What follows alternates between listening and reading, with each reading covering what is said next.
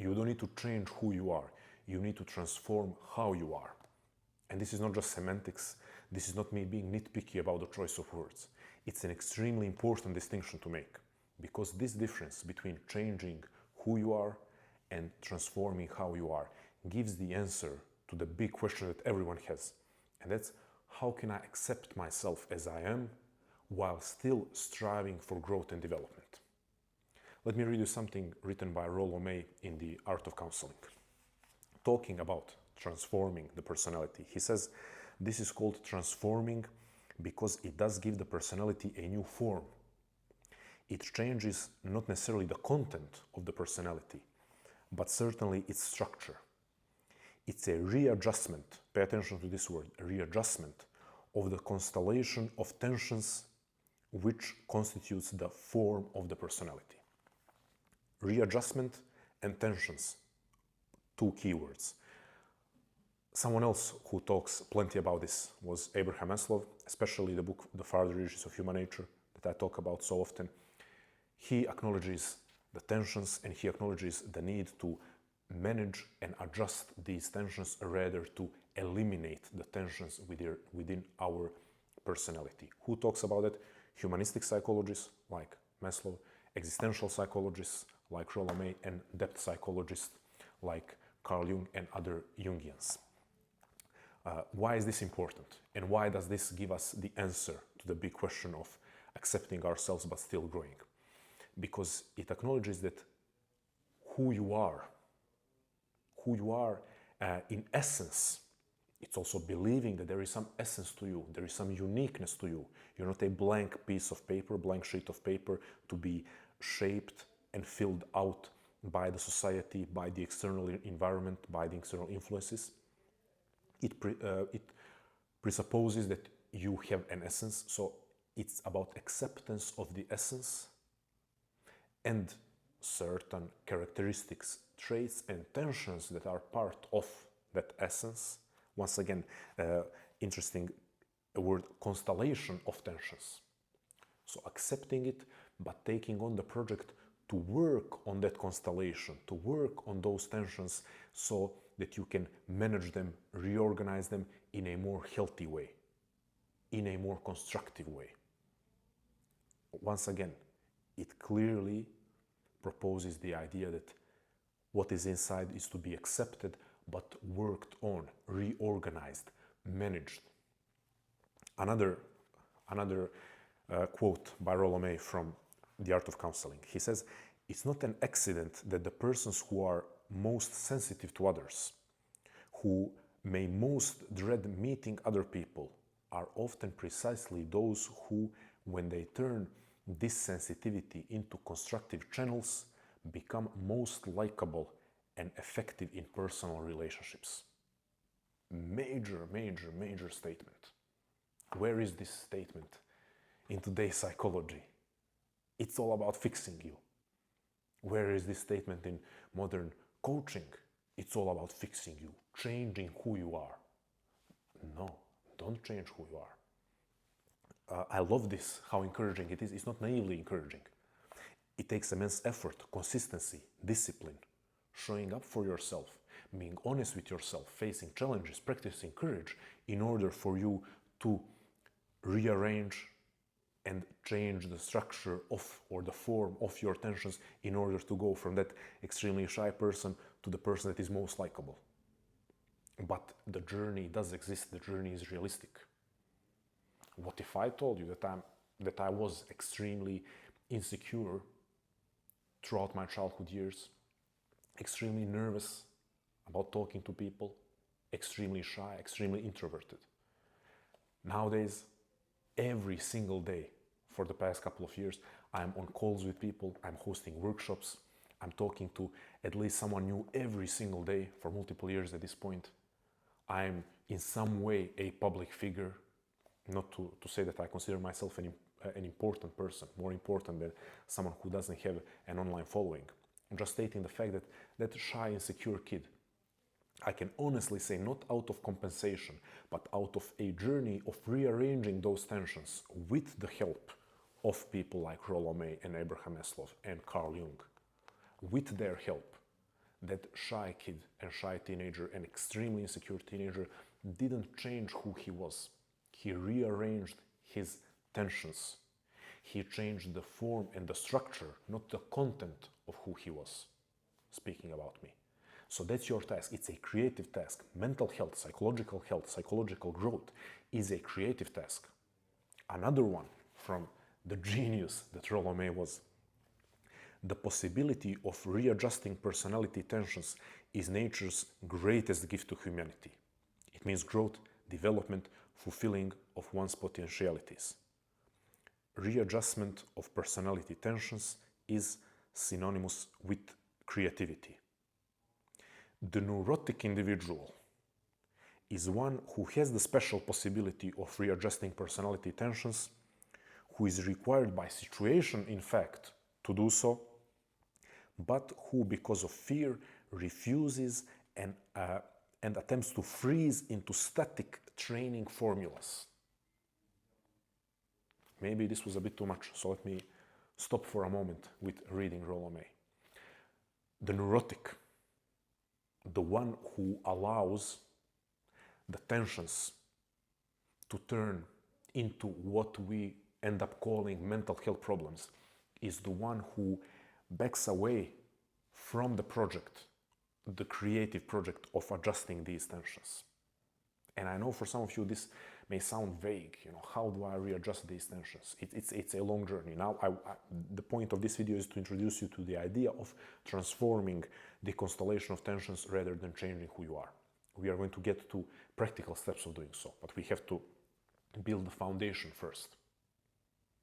As I said, it includes self-honesty, a lot of reflection, constructive reflection, intentional reflection. That's different from you staying in your bed awake until 3 a.m. and going in downward spirals of negative self-talk. So constructive and intentional self-reflection, self-honesty, practicing courage, showing up for yourself, discipline, self-restraint when needed, developing your willpower.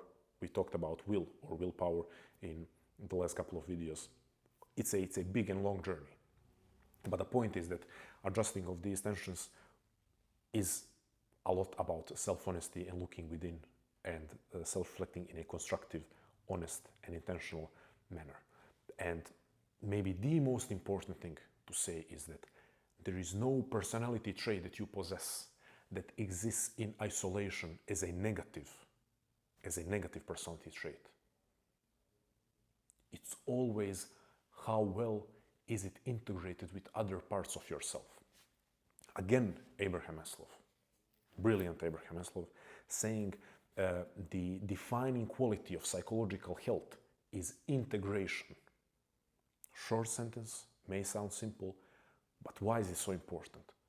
Well, if defining characteristic of psychological health is integration, it precisely means that we accept that we consist of tensions, of opposites, that we are not by default supposed to be in perfect harmony within.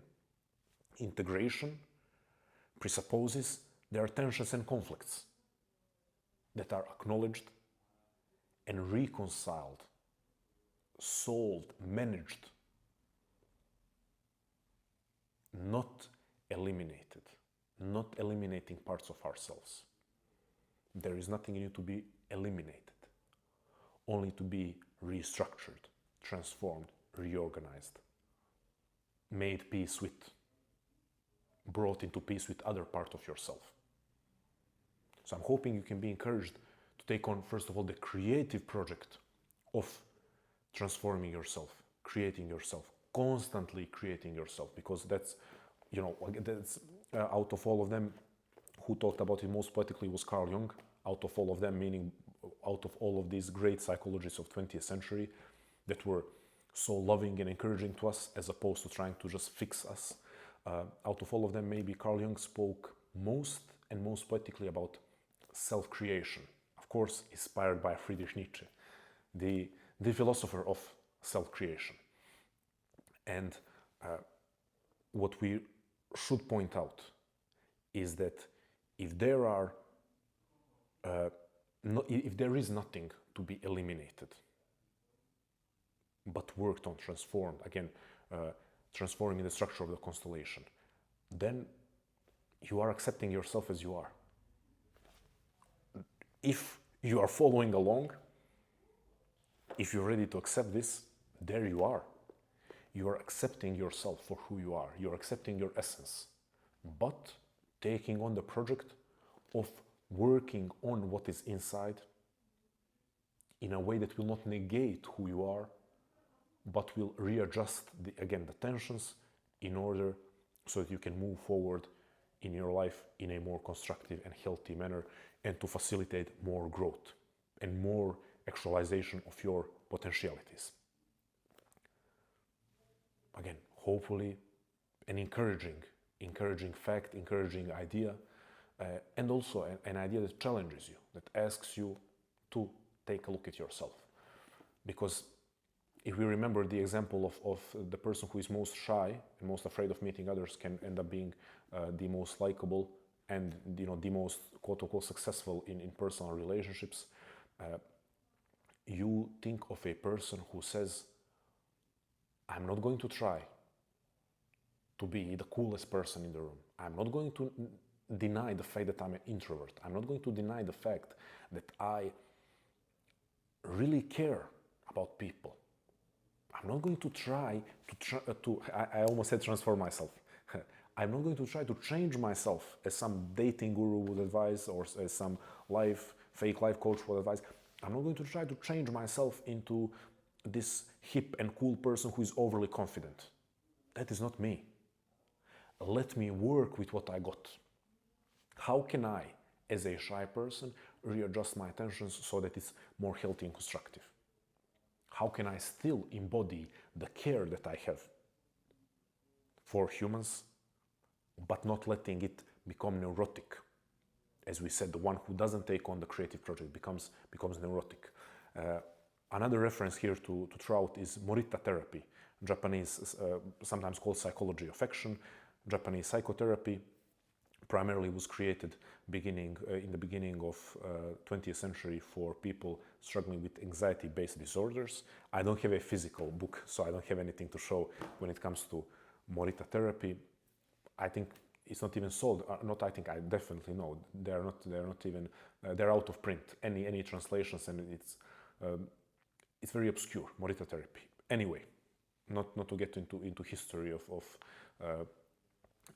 growth of different psychology schools and their publications, just to point out this fact. Morita therapy encourages people not to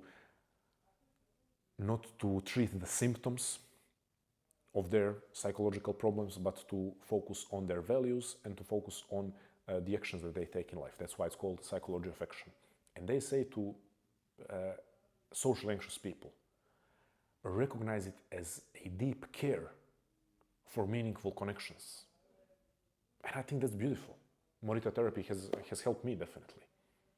I'm not going to say I'm proposing Morita therapy as a wholesale, take it 100% as a solution. And they're definitely in some way, because they come from a different culture. It was initially created precisely for Japanese people dealing with anxiety-based disorders. There are some differences. Some things from Morita therapy wouldn't really apply to some of you listening to this, or to myself. So again, when I say Morita therapy has helped me, and I think it's something worth discussing, reading about, talking about, doesn't mean I agree with it 100%. Just like I don't agree with almost anything that I ever read, I don't agree with it 100%. But Morita therapy is saying, interpret social anxiousness as a deep care for meaningful connections. I think it's beautiful. I think it's extremely helpful, and it aligns well with this idea that is depth psychology, existential psychology, humanistic psychology, the idea that there are no intrinsically bad personality traits or aspects of yourself that exist in isolation. All of that is to be adjusted, transformed, better managed, and of course integrated. Another book, maybe it's out of my reach here, more for men, King, Warrior, Magician, Lover. There is that warrior in every man.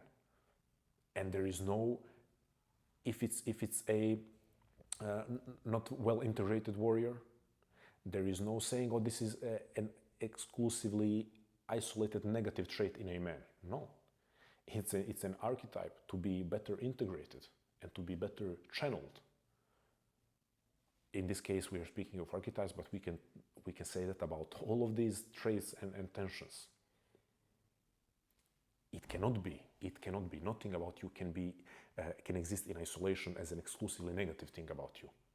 There has to be a flip side. There has to be a spectrum. There has to be a way to manage, channel, and use parts of it in a constructive and healthy manner.